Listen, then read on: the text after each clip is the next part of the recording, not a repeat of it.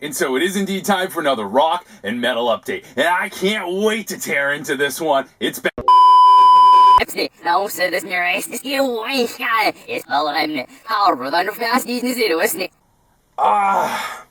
Intro! You forgot the intro! What's going on, everyone? It's LJ. And it's time for a You do it. Go ahead, you do it. Give it a shot. You know it. You do it. They won't do it. They won't do it. I have to do it? Alright, I'll do it. And it's time for a rock and metal update!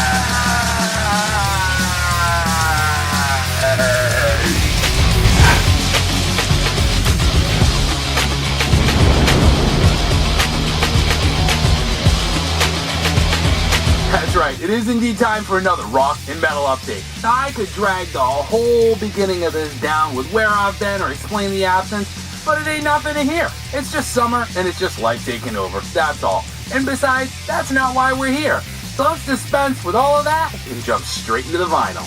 First up, from 1990, here's an album I was thrilled to finally add to the collection, one that I've been chasing forever. I didn't have an original pressing of, and from 1990, it's Forbidden Twisted into Form. This is classic Bay Area thrash, and it's their second album. Like Exodus, Testament, Violence, and Death Angel, Forbidden is a band that they expanded the blueprint, and they helped carve out that whole second wave of thrash metal, just defining the sound.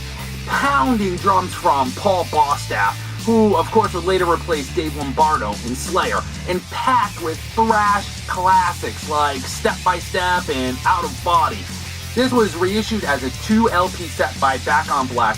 It sounds phenomenal, and not only that, it was done correctly.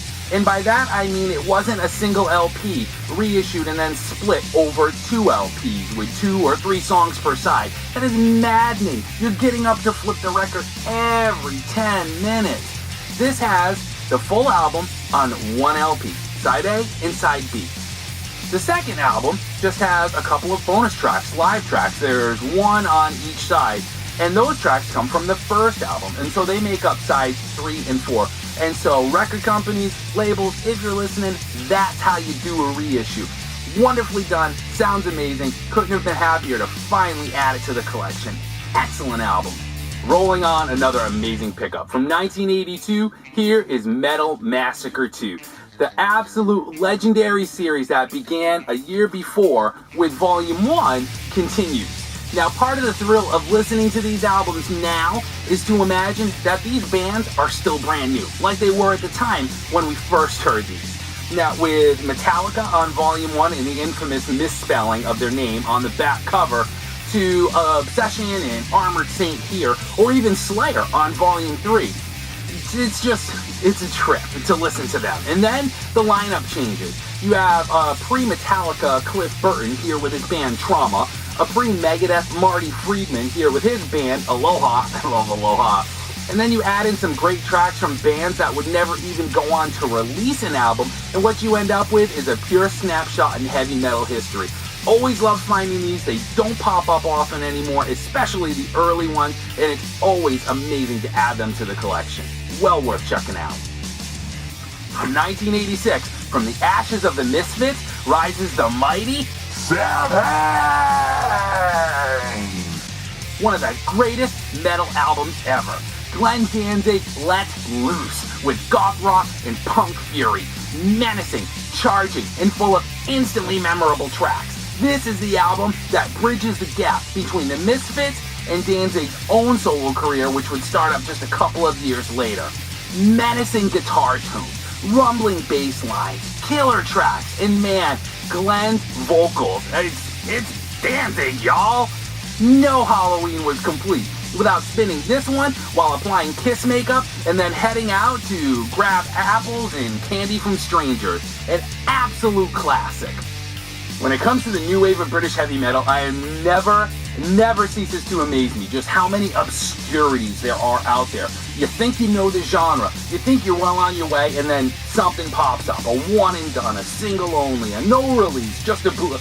It's amazing. From 1980, here is one of those. And this is Dragonfly. and this is the Dragonfly EP. This is an unofficial release. Now, side 1 packs the obscure 1980 self-released new wave of British heavy metal 4-track EP, and that was the band's only studio effort. And that's why sometimes the only way to own this stuff, regardless of how you may feel about it, is through an unofficial release.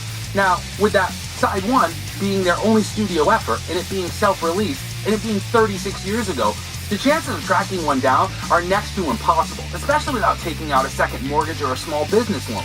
So unofficial release it is, and I'm okay with that.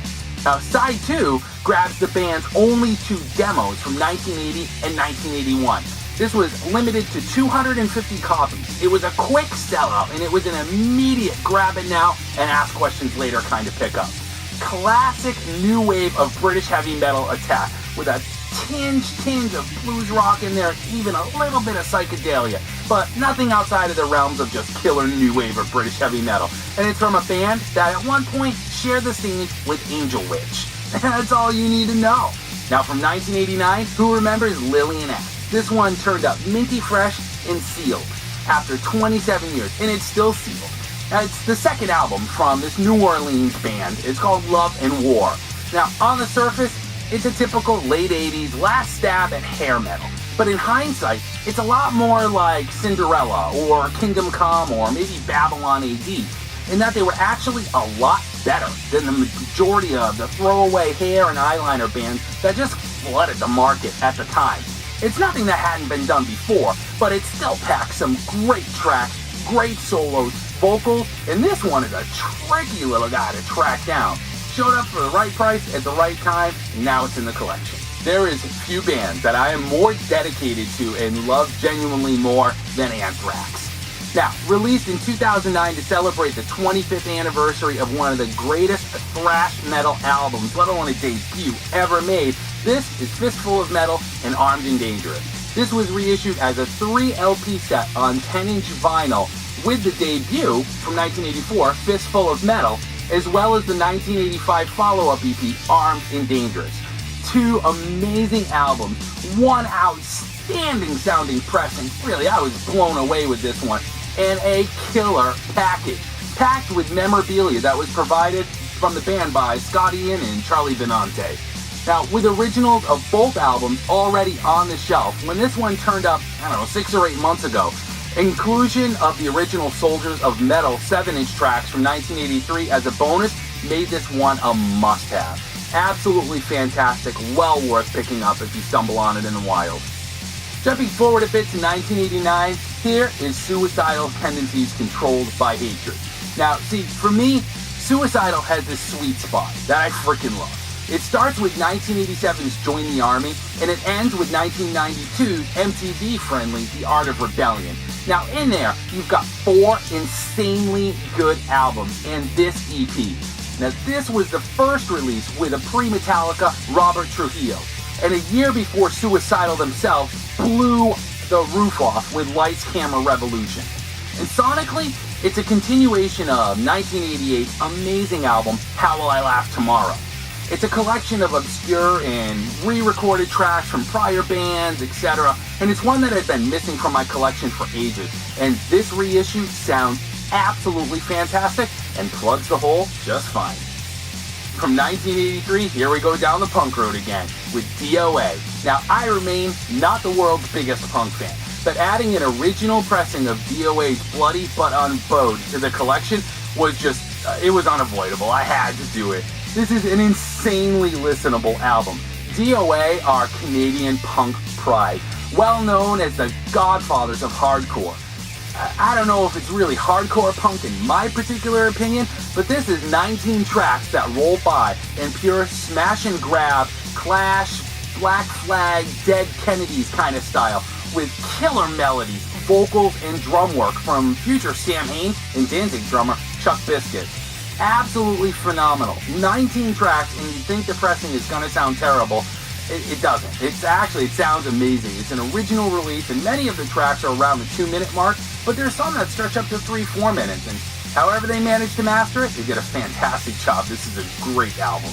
Back to the thrash. Here's one that turned up about 6 months ago. From 1988, it's Hydra, and this is the 25th anniversary reissue of Rather Death Than False of Fate. And it includes the 1987 demo, The Reptiliad, for the first time ever on vinyl. Now, Slayer and Exhumer influences around every corner, for sure, but still unique enough to be its own animal. It's heavy, it's raw, it is UK thrash. A lot of people considered Hydra, maybe just the press, to be the UK's answer to Slayer. I don't know if I'd say that, but it is a damn good thrash record. It is merciless, and it's got enough melody and tempos to keep it from being a let's just play as fast as we can and every song sounds the same garbage. Not that at all. There's brief essays from the band inside the gatefold, which were a fun read. Killer packaging and the artwork. I mean, come on. If that's not everything that makes 80s metal so damn epic, you aren't paying attention. We talked about Samhain, and we got into that Halloween vibe. And from 1980, here's Halloween, Don't Meddle with Evil. And you can't talk Halloween with talking about, well, Halloween. This is Detroit's heavy metal horror show, their debut, and an album which I have an original pressing of, and it's right here, and it's just changed slightly. It's not a gatefold, it's a single sleeve. But the chance to own a shiny new reissue that's now turned into a gatefold, man, they saw me coming because it was just too tempting. I love this record. Sonically, it's Wasp meets Lizzie Borden. It's just fist-pumping, Midwestern, mid-80s speed metal classic. Infectious, intentionally campy, and just full of killer tracks. This is an amazing record. Just a handful left at this point. From 1984, here's Snow White. Not Snow White, Snow White. Play on words. This is 17 minutes of female-fronted classic mid-80s speed metal. This three-piece never got very far. Not that I can remember any.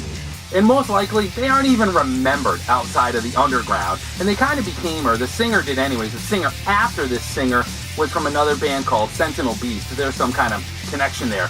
But kicking off with breaking glass and a wailing scream, biting vocals throughout, and perfect 80s production, this EP says what it needs to say in 17 minutes without a single wasted word. That is where the term all killer, no filler comes into play. It pulls no punches and kicks you right in the teeth. From 1983 and showing up on the same day that Metal Massacre 2 LP did, here is Obsession's debut, Martial Law. Running at a slim 20 minutes, this was a 4-track introduction to one of the most underrated US metal bands ever.